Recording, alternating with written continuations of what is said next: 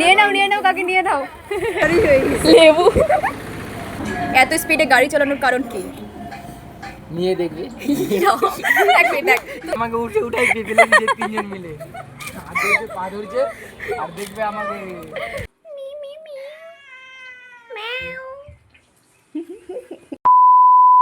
So hi guys, good morning. তোমরা সকলে কেমন আছো? আশা করছি তোমরা সকলেই ভালো আছো আর আমি অনেক ভালো আছি। তো আজ ছিল 16ই এপ্রিল। তো সকাল সকালে উঠলাম ঘুমের থেকে, তারপর সূর্য নমস্কার করার জন্য আমি ছাদের উপর চলে গেলাম। আর ছাদে এই যে এগুলো যে গাছগুলো দেখছো, এগুলো হচ্ছে আমার মার লাগানো আর দিদার লাগানো গাছ। তো এরপর নিচে গিয়ে ফ্রেশ হয়ে নিলাম। তারপরে মা সকালকার ব্রেকফাস্টে করেছিল আজকে ডোসা, যা খেতে খুবই টেস্টি হয়েছিল। আর তোমাদের সঙ্গে এই রেসিপিটা আমি তাড়াতাড়ি আনার ট্রাই করবো, সহজ পদ্ধতিতে বাড়িতে হোমমেড ডোসা। আর এই যে গেট খুলতে আরেক অতিথি চলে এসেছিল, তো একে কিছু খাবার দিয়ে আমি আর মা মিলে বেরিয়ে পড়লাম বাজারের জন্য। আর সত্যি বলতে গাইস, কেউ বলবে যে এখন 9:30 বাজে, এত গরম এখন থেকেই পড়েছে, মনে হচ্ছে সূর্যটা পুরো পৃথিবীতেই চলে এসেছে।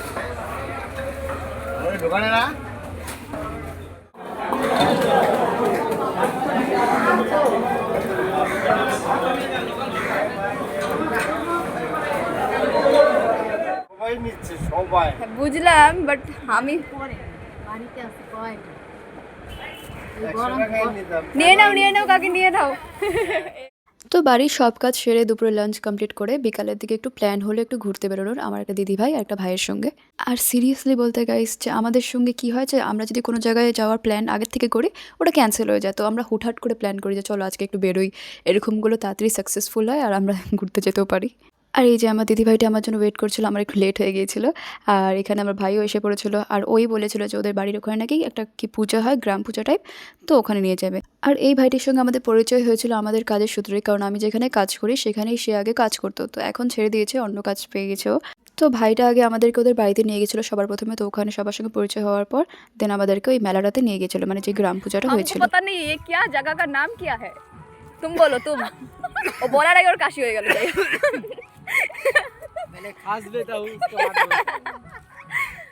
আর এগুলো তো গাইস কিছুই না, আগে আমরা যখন একসাথে কাজ করতাম এর থেকেও বেশি মানে ইয়ার্কি ঠাট্টা পাগলামি হতো আমাদের মধ্যে।